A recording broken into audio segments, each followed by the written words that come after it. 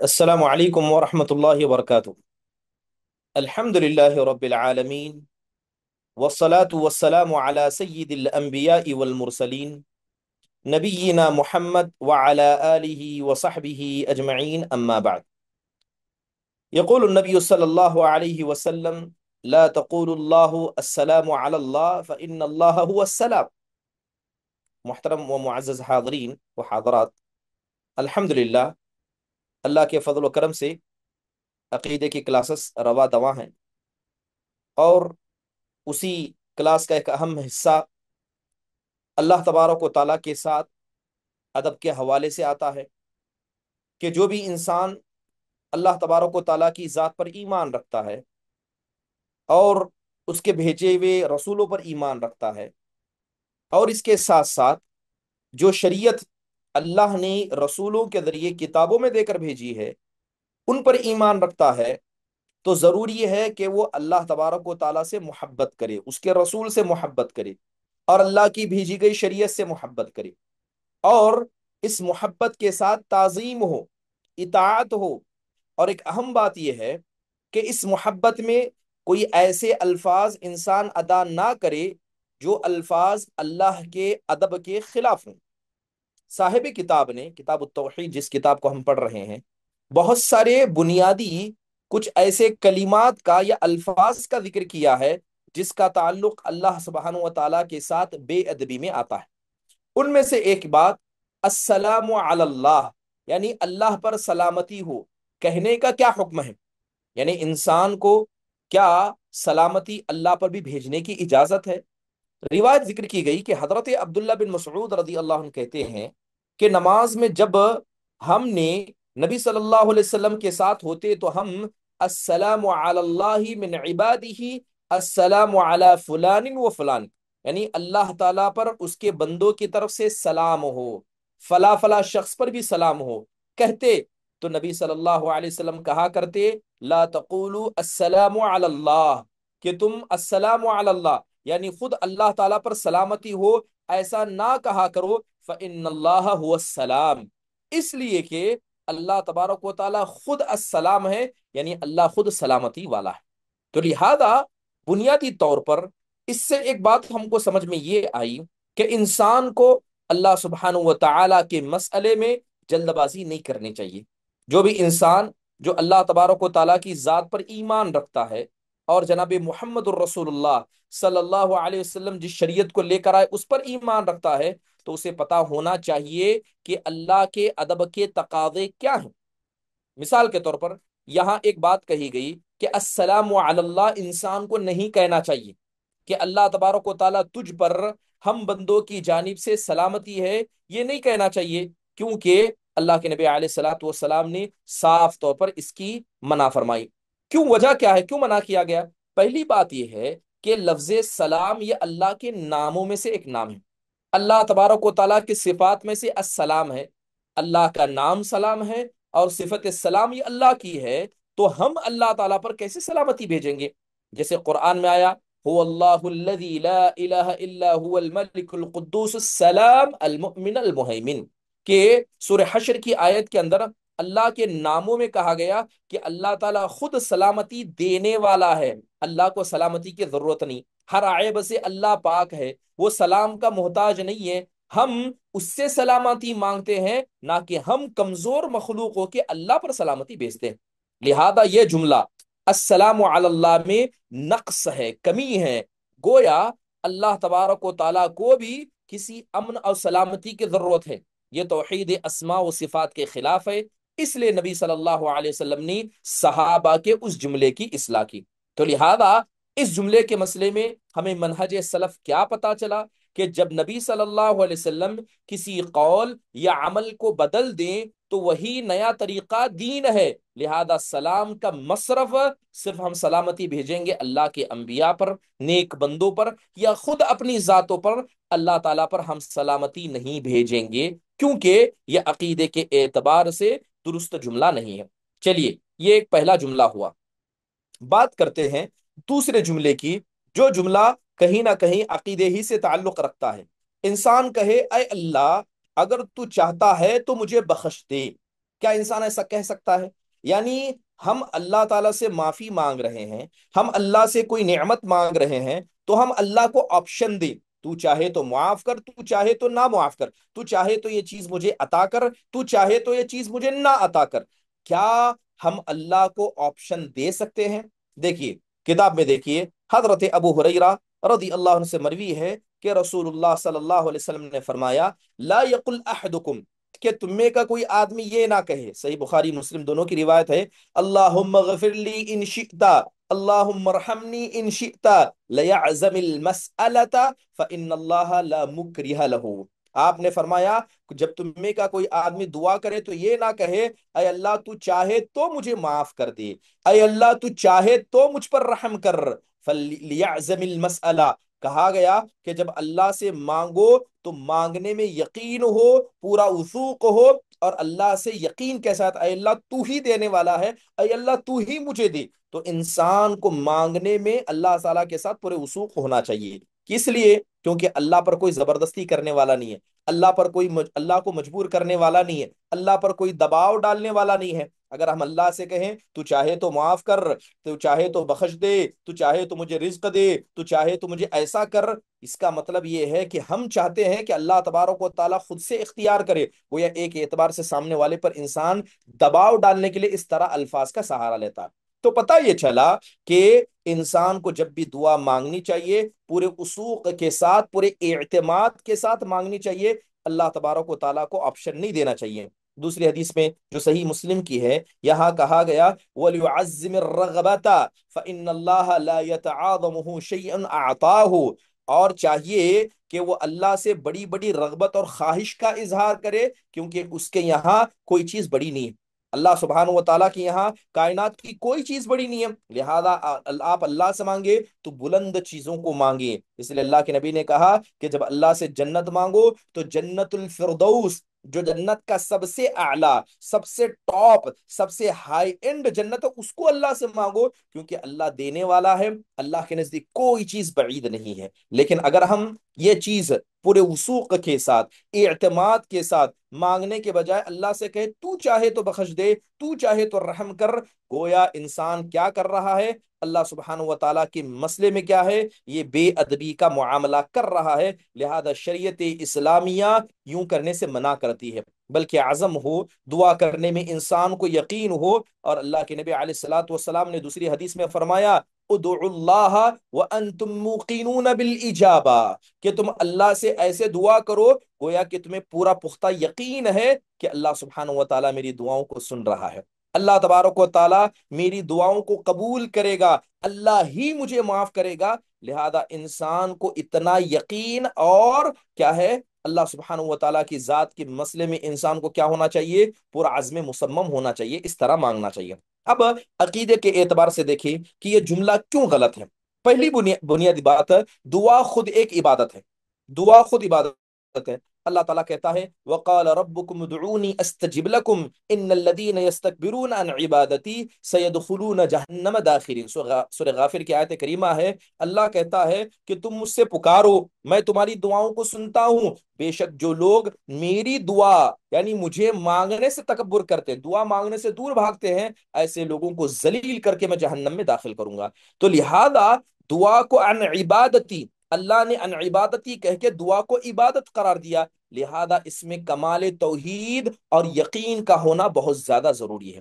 اگر تو چاہے کہہ کر، بسا اوقات دل میں تردد ہے، کمزوری ہے، یا ادب میں نقص آ جاتا ہے، یہ نقص آ جاتا ہے، اگر تو چاہے، انسان کہے، یعنی انسان چاہتا ہے اللہ قبول کرے تو اچھی بات ہے، نہیں کرے تو کوئی بات نہیں، یعنی ہمیں مانگنے میں پختہ اللہ پر یقین نہیں ہے، اور ہمارا ایمان اتنا کمزور ہے کہ اللہ کی ذات پر یقین نہیں ہے، اور ہم شک سے مانگ رہے، یا اللہ ہو سکے دیکھتے ہیں آزماتے دعا مانگ لیتے ہیں، تو یہ عقیدے کے اندر کمزوری ہے، اللہ تعالیٰ کے ساتھ ادب میں کمی ہے۔ ہم کسی انسان سے شرمندہ ہو کر کہتے ہیں اگر تو چاہے تو معاف کر، انسان سے، جو انسان سے ہم سے غلطی کی تو ہم اسے شرمندہ ہو کر کیا کرتے ہیں؟ اگر تو چاہے تو مجھے معاف کر دے، کہ اللہ تعالیٰ کے بارے میں ہمارا یہی عقیدہ ہے۔ اللہ تبارک و تعالیٰ یہ قدرت مطلقہ کا مالک ہے، اس کے لیے کوئی چیز مشکل نہیں ہے، وہ کریم ہے، وہ رحیم ہے، وہ غفور ہے، تو پھر اس سے پکا اور مضبوط سوال انسان کو کرنا چاہیے، انسان کو دعا میں یقین ہونا چاہیے، اللہ پر توکل ہونا چاہیے، اور عاجزی کو ساتھ میں جمع کرنا چاہیے۔ اللہ کی قدرت پر نہ شک ہو نہ تردد ہو، نہ تردد کو آپ الفاظ سے ظاہر کہیں۔ یہی توحید الوہیت کا اصل کیا ہے؟ منبع اور مرکز ہے۔ چلیے محترم حاضرین، جب اتنی بنیادی بات آپ سمجھ چکے ہیں، تو ایک اور نیا مسئلہ جو صاحب کتاب نے ذکر کیا کہ میرا غلام یا میری لونڈی کہنا کیسا ہے، کہ انسان کہے یہ میرا غلام ہے یا میری لونڈی ہے، اس طرح کہنا بھی کہیں نہ کہیں کیا اللہ سبحانہ و تعالیٰ کے ساتھ بے ادبی میں آتا ہے؟ روایت دیکھیں جو صحیح مسلم کی ہے، حضرت ابو ہریرہ رضی اللہ عنہ سے روایت ہے کہ رسول اللہ صلی اللہ علیہ وسلم نے فرمایا: لا یقل احدکم اطعم ربک وضی ربک ولیقل سیدی و مولایا ولا یقل احدکم عبدی و امتی ولیقل فتایایا و فتاتی وہ غلامی۔ صحیح مسلم کی روایت ہے، آپ صلی اللہ علیہ وسلم نے فرمایا کہ تم میں سے کوئی اپنے غلام کو یوں نہ کہہ کر اپنے رب آقا کو کھانا کھلا، یہ نہ کہے کہ تو اپنے رب کو کھانا کھلا، اپنے آقا کو کھانا کھلا، اپنے رب آقا کو تو وضو کرا، بلکہ یوں کہنا چاہیے کہ میرا سردار، میرا آقا، تم سے کوئی اپنے غلام یا لونڈی کو میرا بندہ یا میری بندی نہ کہے۔ یعنی گویا آپ صاف الفاظ میں کہہ رہے ہیں کہ اپنی لونڈی ہو یا اپنا غلام ہو تو تم میرے غلام ہو، تم میری لونڈی ہو، یا میرا خادم، یہ میری خادمہ، یہ میرا غلام۔ اس طرح کے الفاظ کا سہارا انسان کو نہیں لینا چاہیے، کیونکہ کہیں نہ کہیں یہ لفظ بھی اللہ سبحانہ و تعالیٰ کی وہ توحید الوہیت اور عظمت کے خلاف میں آتا ہے۔ چلیے اب دیکھتے ہیں کہ ایسا کہنے سے کیوں منع کیا گیا کہ انسان سے کہا جائے یا میری لونڈی یا میرا غلام۔ اس طرح کے الفاظ کا سہارا انسان کو نہیں لینا چاہیے۔ کیوں نہیں لینا چاہیے؟ بنیادی طور پر جیسے حدیث کے اندر اللہ کے نبی علیہ الصلوۃ والسلام نے صاف منع کیا، ٹھیک ہے، آپ نے کہا اطعم ربک وقضی ربک، اس طرح کے الفاظ استعمال نہ کرے، تو لہذا عبدی، امتی، فتاتی، فتایا، غلامی، اس طرح کے الفاظ نہیں کہنے چاہیے، کیونکہ یہ جو لفظ رب ہے، رب حقیقت میں یہ اللہ کے ساتھ خاص ہے۔ یہ لفظ رب، رب کا مطلب کیا ہے؟ تین چیزیں رب کے اندر آتی ہیں۔ ایک ہے رب کا مطلب ہوتا ہے خالق، رب کا مطلب ہوتا ہے مالک، اور رب کا مطلب ہوتا ہے مدبر اور متصرف۔ یعنی ان تین چیزوں کے معنی کا نام لفظ رب ہے۔ یعنی رب جب ہم کہیں گے تو اپنے ذہن میں کہتے ہیں کہ یہ خالق ہے، رب یعنی وہ مالک ہے، رب مطلب وہ ہماری کائنات کو چلانے والا مدبر اور متصرف ہے، اور یہ معنی کسی مخلوق کے لیے استعمال نہیں ہونے چاہیے، یہ صرف اللہ کے لیے استعمال ہونے چاہیے۔ اس لیے سورہ فاتحہ کی آیت کے اندر کہا گیا الحمد للہ رب العالمین، کہ تمام تعریفیں سارے جہانوں کے رب کے لیے۔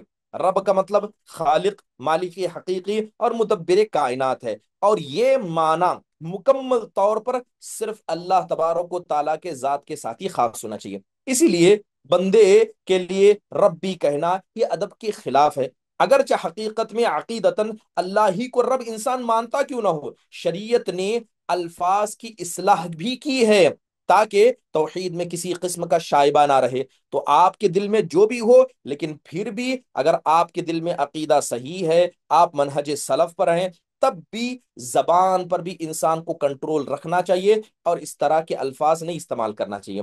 عبدی امتی، میرا غلام میری لونڈی، اس میں خرابی کیا ہے؟ اصل میں بندگی کا مفہوم جو ہوتا ہے وہ مفہوم اس لفظ میں عبدی امتی میں جھلکتا ہے، اور یہ مفہوم کس کے لیے خاص ہے؟ صرف اللہ کی ذات کے لیے خاص ہے۔ اس لیے قرآن میں کہا گیا ان کل من فی السماوات والارض الا آتی الرحمن عبدا۔ اللہ تبارک و تعالیٰ کے بارے میں صاف طور پر الفاظ میں کہا گیا، کیا کہا جا رہا ہے کہ ان کل من فی السماوات والارض الا آتی الرحمن عبدا، کہ آسمان و زمین کے اندر جتنے بھی ہیں سب رحمان ہی کی عبادت کرتے ہیں، یعنی رحمان ہی کے سب بندے ہیں۔ اگرچہ فقہی طور پر مالک اور مملوک کا رشتہ موجود ہے، یعنی یہ مالک ہے، یہ اس کا غلام ہے، یہ رشتہ فقہی طور پر موجود ہے، مگر نبی صلی اللہ علیہ وسلم نے پسند فرمایا کہ انسان بغیر ضرورت کے میرا غلام میری لونڈی نہ کہے، بلکہ میرا خادم، میرا لڑکا وغیرہ کہے، تاکہ ملکیت اور ربوبیت کا احساس کہیں اکٹھا نہ ہو جائے، یا الفاظ اور ان معنوں کی وجہ سے ربوبیت اور ملکیت کے مسئلے میں کوئی انسان کے دل میں کھٹاس نہ پیدا ہو، اور اصل عبودیت صرف اللہ تبارک و تعالیٰ کی خاطر ہونی چاہیے۔ تو سلف صالحین کے منہج ہے توحید کا لحاظ کیا جائے، اگر شرک اکبر نہ ہو مگر ادب توحید کے خلاف کوئی لفظ بھی نہ کہ، اگر آپ کے پاس شرک اکبر موجود نہیں ہے، آپ اس سے پاک ہیں، تو ایسے الفاظ جو شرک کی طرف انسان کو لے جاتے ہیں، اللہ کے ساتھ بے ادبی کی طرف لے جاتے ہیں، ایسے الفاظ سے بھی انسان کو پرہیز کرنا چاہیے۔ یہ اللہ سبحانہ و تعالیٰ کے کامل توحید کا ایک عظیم حصہ ہے۔ چلیے، اللہ تبارک و تعالیٰ کے ساتھ ادب کی بات ہم کر رہے ہیں، اس کے اندر، ادب کے اندر ایک اہم ادب یہ بھی آتا ہے، جیسے صاحب کتاب نے ذکر کیا کہ اللہ کے نام پر سوال کرنے والے کو خالی ہاتھ نہ لوٹایا جائے۔ یعنی جب کوئی آدمی اللہ کا نام لے کر مانگے، اللہ کے واسطے سے مانگے، تو انسان کو کیا کرنا چاہیے؟ اس مانگنے والے کے ہاتھ کو خالی نہیں لوٹانا چاہیے۔ حدیث دیکھیں، حضرت عبداللہ بن عمر رضی اللہ عنہ سے مروی ہے، رسول اللہ صلی اللہ علیہ وسلم نے فرمایا: من سأل باللہ فأعطوه ومن استعاذ باللہ فأعیذوه ومن دعاکم فأجیبوه ومن صنع الیکم معروفا فکافئوه فإن لم تجدوا ما تکافئونه فادعوا له حتى تروا انکم قد کافأتموه، رواہ ابو داود والنسائی۔ کہتے ہیں کہ جو شخص اللہ کے نام پر سوال کرے اسے کچھ نہ کچھ دے دیا کرو، اور جو شخص اللہ کا واسطہ دے کر تم سے کسی چیز کی پناہ طلب کرے اسے پناہ دے دیا کرو، جو شخص تمہاری دعوت کرے اس کی دعوت کو قبول کرو، اور جو شخص تمہارے ساتھ نیکی اور حسن سلوک کرے تم بھی اسے اس کا بدلہ دو، اگر تم بدلہ نہ دے سکو تو اس کے حق میں اس قدر دعا کرو کہ تمہیں یقین ہو جائے کہ تم نے اس کا بدلہ چکا دیا ہے۔ محترم حاضرین، اب یہاں پر ایک اہم مسئلے کی طرف اشارہ کیا جا رہا ہے۔ اب وہ اہم مسئلہ کیا ہے کہ انسان جب اللہ سبحانہ و تعالی کے نام پر مانگا جائے تو انسان کا رویہ کیسا ہونا چاہیے؟ بسا اوقات انسان سمجھتا ہے کہ جو لوگ اللہ کے نام کا وسیلہ لے کر مانگتے ہیں، لہذا یہ وسیلے سے مانگنا یہ بس ان کی اپنی زبان کی جمع خرچ ہے، اور ہمیں کیا ہے اس مسئلے میں زیادہ توجہ دینے کی ضرورت ہے، جبکہ یہ حقیقت میں شریعت کے نزدیک کوئی معمولی مسئلہ نہیں ہے۔ تو مانگنا توسل اور مقاصد دعا میں سے سب سے پہلے اللہ سے خود انسان کو جنت مانگنا چاہیے، اللہ سے مانگنا چاہیے ربنا آتینا فی الدنیا حسنہ وفی الآخرۃ حسنہ وقنا عذاب النار، کہ جو بھی چیز انسان مانگے صرف اللہ سے مانگے، مخلوق سے نہ مانگے۔ اصل تو یہی ہے، جیسے ہم نے کہا اے ہمارے رب ہمیں دنیا میں تو اچھائی عطا فرما، حسنہ عطا فرما، آخرت میں تو ہمیں حسنہ عطا فرما، تو یہاں پر دنیا کا بھی حسنہ اور آخرت کا بھی حسنہ صرف اللہ سے مانگا گیا۔ حدیث کے اندر آتا ہے من سأل اللہ الجنت ثلاث مرات قالت الجنت اللہم ادخلہ الجنہ، اللہ کے نبی کہتے ہیں کہ جو آدمی 3 مرتبہ اللہ سے جنت مانگتا ہے تو جنت خود کہتی ہے اے اللہ جنت میں تو اس کو داخل فرما، تو جنت میں اس کو داخل فرما۔ اور ایک حدیث کے اندر آپ صلی اللہ علیہ وسلم نے فرمایا فَإِذَا سَأَلْتُمُ اللَّهَ فَاسْأَلُوهُ الْفِرْدَوْسَ، کہ جب اللہ تعالیٰ سے مانگنا تو تم کیا کرنا کہ تم اللہ تعالیٰ سے فردوس مانگنا، جنت کا سب سے اعلیٰ درجہ مانگنا۔ تو بنیادی بات یہ ہے کہ انسان کو ہر مسئلے کو اللہ تبارک و تعالیٰ ہی سے مانگنا چاہیے، لیکن جب انسان اللہ تبارک و تعالیٰ کا وسیلہ لیتا ہے، اللہ کے نام کا وسیلہ لیتا ہے، تو یہاں پر یہ دعا اللہ کے نزدیک بڑی اہمیت رکھتی ہے۔ جائز اور مسنون توسل کیا ہے؟ جیسے آدمی کہے اللہم انی اسألک باسمائک الحسنی، اے میرے پروردگار میں تیرے پاک ناموں کا وسیلہ لے کے تجھ سے مانگتا ہوں، اسألک برحمتک، اے اللہ میں تیری رحمت کا سہارا لے کے تجھ سے مانگتا ہوں، اسألک بانک انت اللہ الذی لا الہ الا انت، میں اس بات کی گواہی دے کر تجھ سے مانگتا ہوں کہ تیرے علاوہ کوئی معبود برحق نہیں۔ تو یہ سارے وسیلے جو ہم لے رہے ہیں، کہیں اللہ کے اسماء حسنہ کا وسیلہ لے رہے ہیں، کہیں اللہ کی رحمت کا وسیلہ لے رہے ہیں، کہیں اللہ کے معبود برحق ہونے کا وسیلہ لے رہے ہیں۔ ایسا کیوں ہے؟ کیونکہ قرآن میں اللہ نے کہا وَلِلَّهِ الْأَسْمَاءُ الْحُسْنَى فَادْعُوهُ بِهَا، کہ اللہ تبارک و تعالیٰ کے کچھ پیارے نام ہیں، لہذا تم ان اللہ تبارک و تعالیٰ کے ناموں کا سہارا لے کر اللہ سے مانگا کرو۔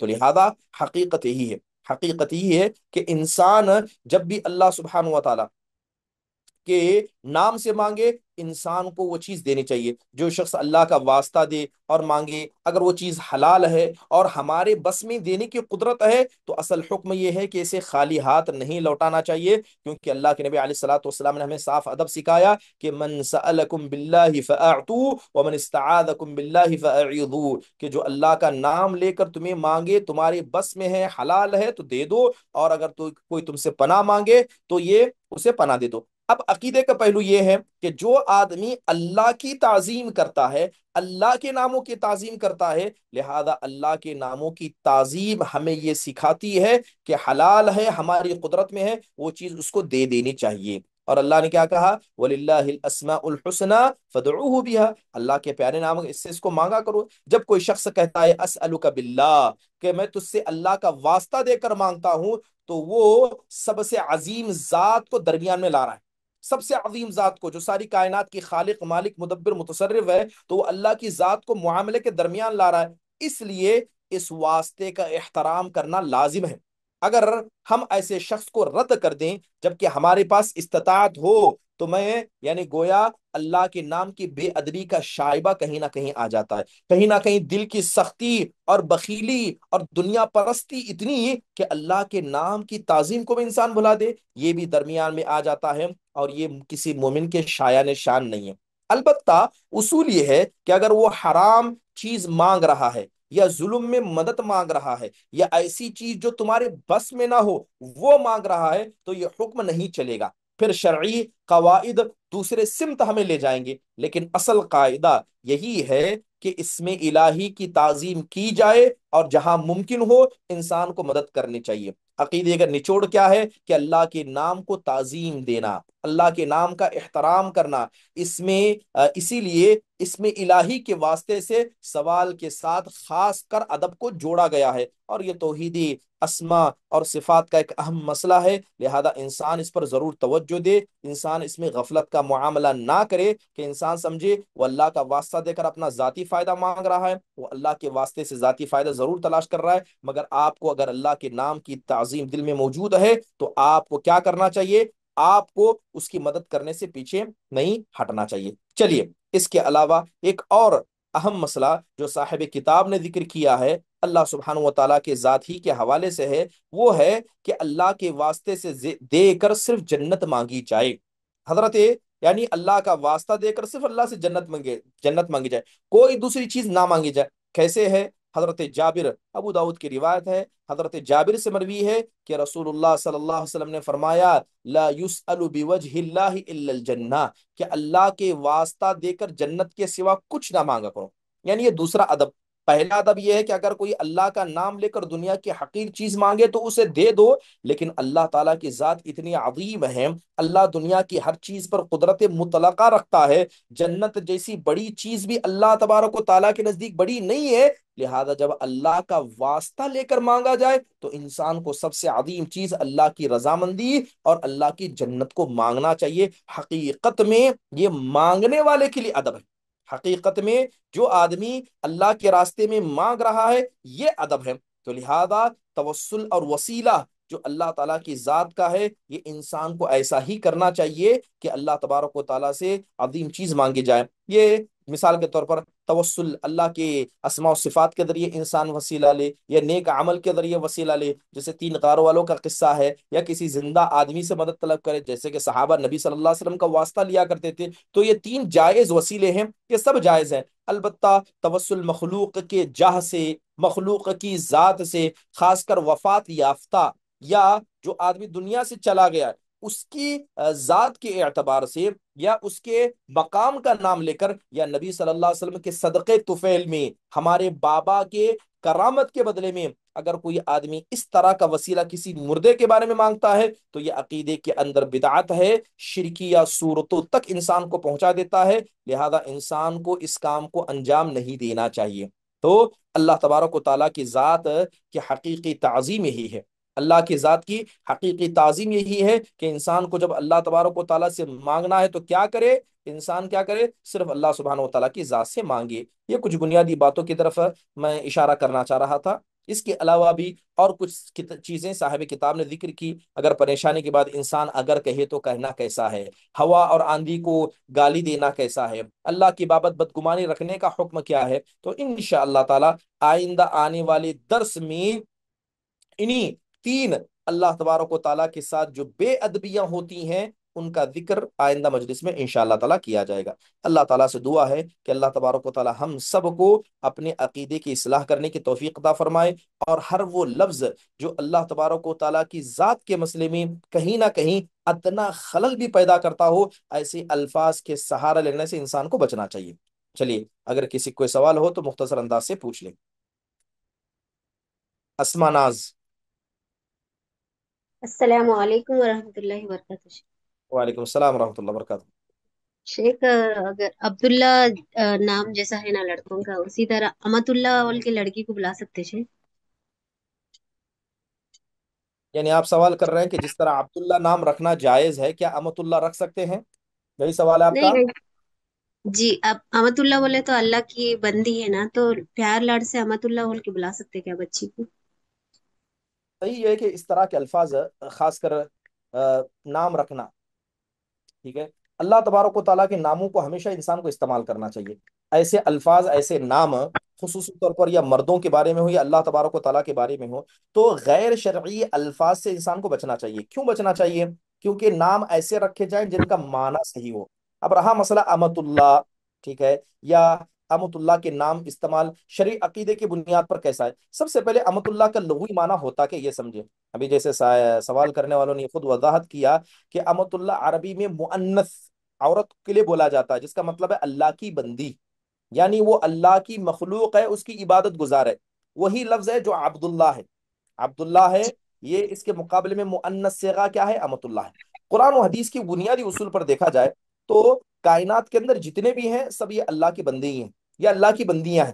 جیسے ابھی میں نے ایک آیت پڑھ کر سنائی تھی جو سورہ مریم کی تھی، ان کل من فی السماوات والارض الا آتی الرحمن عبدا، کہ آسمان و زمین میں جو ہے سب الرحمن کی عبادت ہی گزار ہے. اور حدیث کے اندر اللہ کے نبی نے کیا کہا؟ احب الاسماء الی اللہ عبد اللہ و عبد الرحمن، اللہ کے سب سے بہترین ناموں میں عبداللہ، عبد الرحمن ہے. تو ان دو اصولوں سے عبد یا امت کا لفظ کا نام اللہ کے ساتھ جوڑنا، یہ اللہ کی تعریف اور اس کی عبادت کا حصہ ہے، اور یہ جائز و مقصود ہے، یہ جائز ہے. لیکن اگر لفظ کسی غلط نسبت یا شرکیہ معنی اگر لفظ کے معنی کے ساتھ پایا جائے تو یہ انسان کے لیے جائز نہیں ہوگا.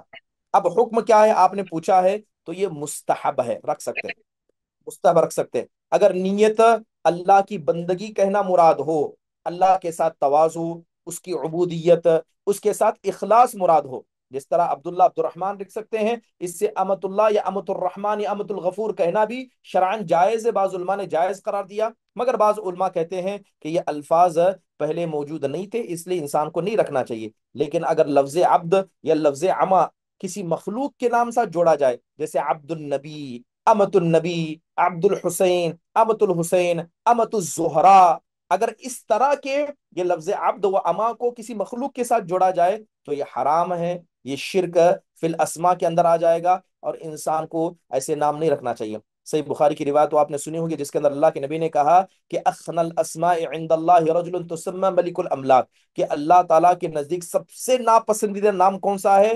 جو انسان کیا کہے؟ ملک الاملاک، یعنی بادشاہوں کو بادشاہ، شہنشاہ اپنے آپ کو کہے. ٹھیک ہے، تو عقیدے کے لحاظ سے امت اللہ کہنا توحید الوہیت کا اقرار ہی ہے، لیکن عین اللہ تبارک و تعالیٰ کی عبودیت ہی مراد لیا جائے، اس کے علاوہ کسی مخلوق کے ساتھ نہ جوڑا جائے. علما سید. السلام علیکم ورحمۃ اللہ وبرکاتہ۔ السلام ورحمۃ اللہ وبرکاتہ.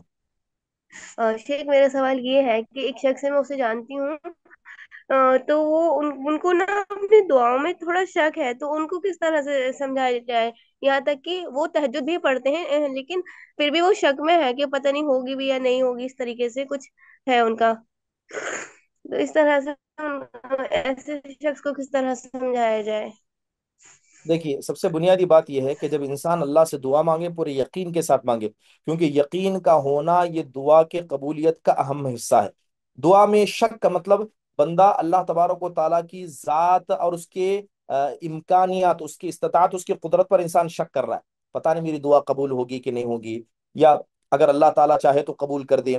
یہ حقیقت میں شیطان کے وسوسے ہیں۔ جیسے ہی ایسا وسوسہ دل میں آئے، پہلے شیطان سے پناہ مانگنا، ٹھیک ہے؟ اللہ تبارک و تعالیٰ قرآن میں کیا کہتا ہے؟ ادعوا ربکم تضرعا وخفیا انہ لا يحب المعتدین، کہ تم اللہ تعالیٰ سے عاجزی اور یقین کے ساتھ دعا کرو، کیونکہ دل کی کیفیت کو اللہ تبارک و تعالیٰ جانتا ہے، دل میں کیا اللہ جانتا ہے۔ اس لیے جب انسان دعا مانگے تو ہمیشہ دعا پر یقین ہونا چاہیے، اللہ کی ذات پر یقین ہونا چاہیے، اور یہی یقین، جیسے میں نے ابھی دعا کے بارے میں بتایا آپ کو کہ دعا مانگے تو پورا پختہ یقین کے ساتھ مانگنا چاہیے۔ اور اب بنیادی وجہ کیا ہو سکتا ہے؟ ظاہری بات ہے، توحید کمزور ہوگی، ایمان کمزور ہوگا۔ دعا جب انسان مانگ رہا ہے تو اسے اپنی دعا پر یقین نہیں ہوگا، شیطان نے شک پیدا کر دیا، شیطان نے دل میں وسوسہ لا دیا۔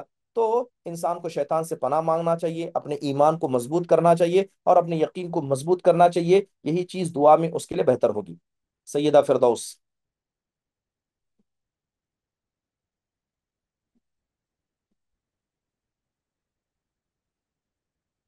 سیدہ فردوس۔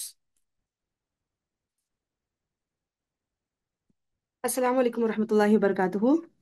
وعلیکم السلام ورحمۃ اللہ وبرکاتہ۔ سوال یہ تھا کہ جیسا کہ آپ نے بتایا اللہ تعالیٰ کے نام سے اگر کوئی سوال کرے تو ان کی حاجت پوری کرنی ہے، لیکن گھروں کے پاس جو عورتیں آتی ہیں اور وہ تندرست ہوتی ہیں، صحیح سلامت ہوتی ہیں، اور وہ انہوں نے اپنے لیے ایک پیشہ بنا لیا ہے کہ ہر جمعرات ہر جمعہ آ ہوں، جاتے ہیں، تو الحمدللہ ہم ان کو تو دیتے ہیں، لیکن کیا جائز ہے کہ مانگنا پیشہ بنا لیا جائے؟ تو اگر وہ اللہ کے نام سے مانگے تو ہم دے سکتے ہیں؟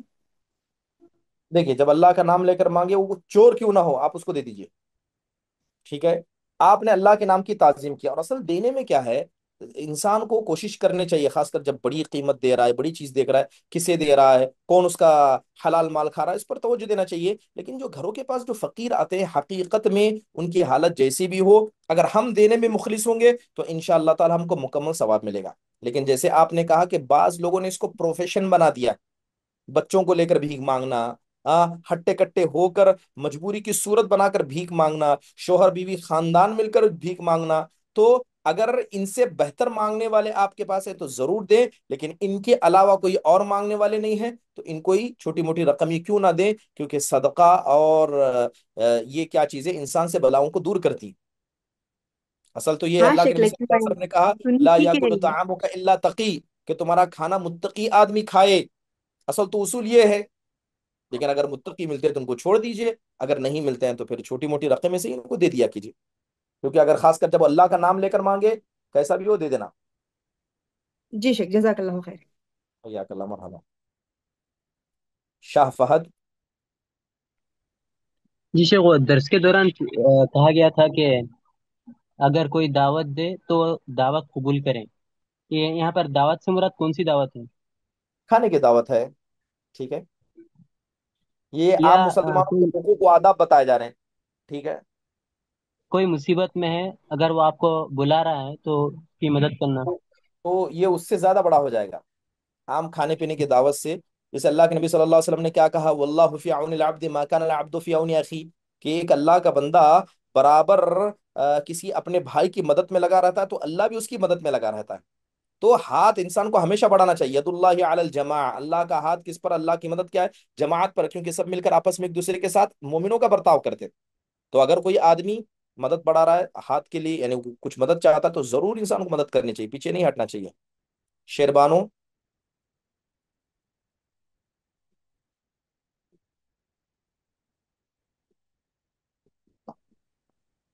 السلام علیکم ورحمۃ اللہ وبرکاتہ۔ وعلیکم السلام ورحمۃ اللہ وبرکاتہ، جی۔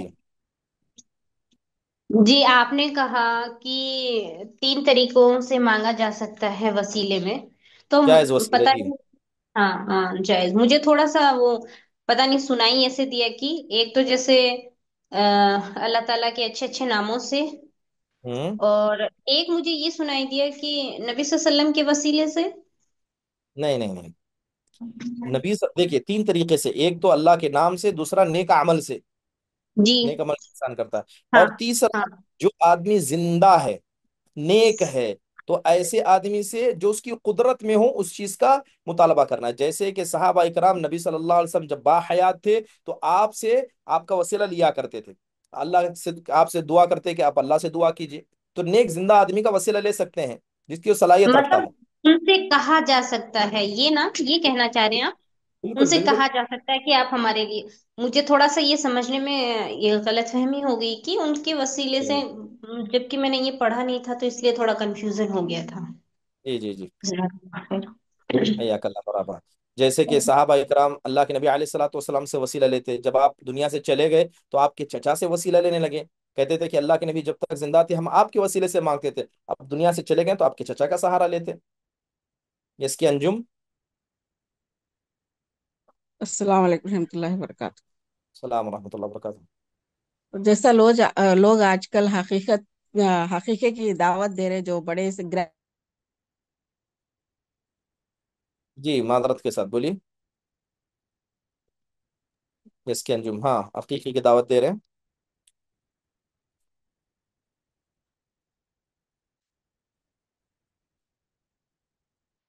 کہاں گئے اس کی انجم؟ ہاں جی بولیے. تو حقیقہ بھی فنکشن ہالوں میں گرینڈ سے کر رہے شیخ، تو اس کی دعوت دی جا رہی ہے، تو کیا ہم اس میں شرکت کرنا صحیح ہے؟ جی عقیقہ عقیقہ ہے، اگر کوئی گرینڈ سے کرتا ہے تو اس کا مسئلہ ہے، لیکن عقیقی کی دعوت تو جائز دعوتوں میں سے انسان کو جانا چاہیے. لیکن اب وہی مسئلہ ہے کہ لوگوں نے اس کو اپنے اسٹیٹس کا سمبل بنا لیا. کوئی آدمی دبا کے فل خرچہ کر رہا ہے، وہ حقوق میں اوپر نیچے کر رہا ہے. یعنی بچہ جوان ہو گیا تب عقیقہ کر رہا ہے، شادی کے موقع پر عقیقہ کر رہا ہے، یا یوں کہیے خود قربانی نہیں کرتا لیکن عقیقہ بڑے زور شور سے کر رہا ہے، یا قربانی کر رہا ہے عقیقہ نہیں کر رہا ہے. تو ایسے لوگ کیا ہے، یہ زندگی میں ان کے پاس توازن نہیں ہے. لیکن عقیقے کی دعوت جائز ہے، انسان کو جانا چاہیے. رہا وہاں کوئی منکر ہو رہا ہے، بے پردگی ہو رہی ہے، تو آپ جائیے باپردہ اعتبار سے جائیے، لوگوں کو نصیحت کیجیے، صاحب دعوت کو نصیحت کیجیے. زیادہ فضول خرچی کر رہا ہے تب بھی نصیحت کیجیے، لیکن جا سکتے ہیں. جزاک اللہ. حیاک اللہ. آخری سوال جویریہ بنت محمد انشاءاللہ. السلام علیکم شیخ. وعلیکم السلام ورحمۃ اللہ وبرکاتہ. شیخ آپ درس میں فرما رہے تھے کہ اس طرح کے الفاظ نہیں کہنا چاہیے کہ اللہ اگر تو چاہے تو ہمیں دے، نہیں تو کوئی نہیں. تو اگر عالم الغیب تو اللہ تعالیٰ ہے نا شیخ، تو ہم جو چیز مانگ رہے ہیں وہ اللہ کو پتا ہے وہ ہمارے لیے خیر ہے یا شر ہے. تو اس انداز سے مانگنا کہ اللہ تعالیٰ تو مجھے خیر ہے تو مجھے عطا کر، تو اس طرح کہنا درست ہے شیخ؟ ہاں دیکھیے، اب انسان مانگ رہا ہر چیز میں، لیکن جیسے ہوں. آپ نے کہا کہ اے اللہ اگر یہ چیز میرے حق میں بہتر ہے تو مجھے عطا کر. ہم اللہ سے جی مانگ رہے ہیں لیکن بہتری کا مطالبہ کر رہے ہیں، اس میں کوئی مسئلہ نہیں ہے. لیکن جب آپ اللہ کو انڈائریکٹلی آپشن دیں، تو چاہے تو معاف کر، تو چاہے تو کر. ہاں. جی ہاں. تو خاص کر شیخ میرا اور ایک سوال آخرت کے تھا. مسئلے میں انسان کو پورے یقین سے مانگنا چاہیے. آخرت کی کوئی چیز بری نہیں ہے، اللہ تو مجھے معاف کر دے، اللہ تو ہی بخش دے. لیکن جب دنیا کی چیزیں انسان مانگے تو اللہ سے اس میں خیر مانگے. جی جیسے انسان کیا کرتا ہے، شادی کرنے کے بعد بیوی کے پاس جاتا ہے تو کیا کرتا ہے، اس کے بال پکڑ کر کہتا ہے اللہم انی اسألک خیرہا و خیر ما جبلت علیہا. اے اللہ تعالیٰ اس عورت کے اندر جو خیر ہے، جو خیر تو نے رکھا ہے، اس خیر کو میں مانگ رہا ہوں. شادی کر کے گھر میں لایا ہے لیکن پھر بھی اس کا جی خیر مانگ رہا ہے. مانگ سکتے ہیں، بالکل درست ہے. شیخ میرا اور ایک سوال تھا، اگر آپ اجازت دیں. بالکل شیخ بالکل. آپ کے ویڈیوز وغیرہ میں یوٹیوب میں اکثر سنتے رہتی ہوں شیخ. تو ایک میں ہوں کلپ آپ کا دیکھی کہ آپ جس میں فرما رہے تھے کہ تفہیم القرآن پڑھنا ٹھیک نہیں ہے، درست نہیں ہے، کیوں بولے تو اس میں خیالی واقعات زیادہ ہیں وغیرہ وغیرہ. تو میرا سوال یہ تھا کہ جہاں میں مدرسہ پڑھنے جاتی ہوں وہاں کے ہوں. استاد جو ہیں وہ تفہیم القرآن ہی پڑھاتے ہیں، اور باقاعدہ کبھی کبھی طنز کرتے ہیں کہ اتنی اچھی تفسیر کوئی لکھ ہی نہیں سکتے، مسلک کے لے کو بیٹھتے ہیں. تو میرا دل گوارا نہیں بولتا کہ میں تفہیم القرآن پڑھوں، مجھے دل کہتا ہے کہ تفسیر ابن کثیر کروں. لیکن اگر میں مجبوری کی حالت میں اگر میں وہ پڑھ لوں تو کوئی بات نہیں. تو انشاءاللہ تعالی اللہ تبارک و تعالیٰ سے خیر کی امید رکھیے. ٹھیک ہے. تفہیم القرآن کا مسئلہ ایسا ہی ہے، جیسے کہ وہ کتاب، وہ تفسیر ایسی ہے جو منہج سلف کے طریقے پر نہیں لکھی گئی ہے. جی ٹھیک ہے. اگر آپ جس مدرسے میں پڑھاتے ہیں وہاں باقاعدہ نصاب کا حصہ ہے، وہ استاد اس کو توجہ دے رہے ہیں، تو ظاہری بات ہے کہ وہ مطلب وہ جماعت اسلامی کی نظریے کے ہو سکتا ہے، تو ایسے جی مدرسوں سے بچیے. لیکن پھر بھی نہیں ہے تو پڑھ لیجئے، لیکن بہتر ہے کہ ان سے بچنا، کیونکہ بعض شبہات انسان کے ذہن میں ایسے آ جاتے ہیں جس سے کبھی انسان اپنے ذہن کو دھو نہیں سکتا. اور امام جی ابن قیم رحمہ اللہ نے بڑی پیاری بات کہی. کہتے ہیں کہ انسان علم حاصل کرے ضروری ہے، لیکن اس سے ضروری ہے کہ ایسا علم حاصل کرے جو اس کے دین میں اس کے لیے مددگار. اگر ایسا جی علم جو ماشاء اس کے دین کو برباد کر دے، ایسا علم جو اس کے لیے علم نافع نہ ہو، تو نقصان ہے. جی اللہ کے نبی بھی پناہ مانگا کرتے تھے نا، اللہم انی اسألک من علم لا ينفع اے اللہ میں ایسے علم سے پناہ مانگتا ہوں جو میرے لیے فائدہ نہیں ہے، بات کر رہی ہیں یہ عقیدے کو ٹھوس پہنچا سکتا ہے۔ جی اور جیسے ابن قیم رحم اللہ کی بات میں کہہ رہا تھا، امام ابن قیم کہتے ہیں کہ انسان کا دل کمزور ہے اور ہر شبہہ طاقتور ہے۔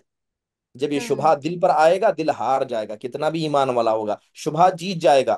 لہذا شبہات سے بچنا یہ زیادہ واجب ہے زیادہ مزید علم حاصل کرنے سے۔ جزاک اللہ خیر شیخ۔ حیاک اللہ، مرحبا۔ چلے اسی کے ساتھ اس مجلس کے اختتام کا اعلان کرتے ہیں۔ اللہ تعالیٰ سے دعا ہے کہ اللہ تبارک و تعالیٰ ہم سب کو صحیح عقیدے اور صحیح منہج پر زندگی جینے والا بنائے، آمین۔ اقول قولی هذا واستغفر اللہ لی ولکم ولسائر المسلمین من کل ذنب۔ ختم مجلس کی دعا پڑھیے، سبحانک اللہم وبحمدک، اشہد ان لا الہ الا انت، استغفرک واتوب الیک۔ السلام علیکم ورحمۃ اللہ وبرکاتہ۔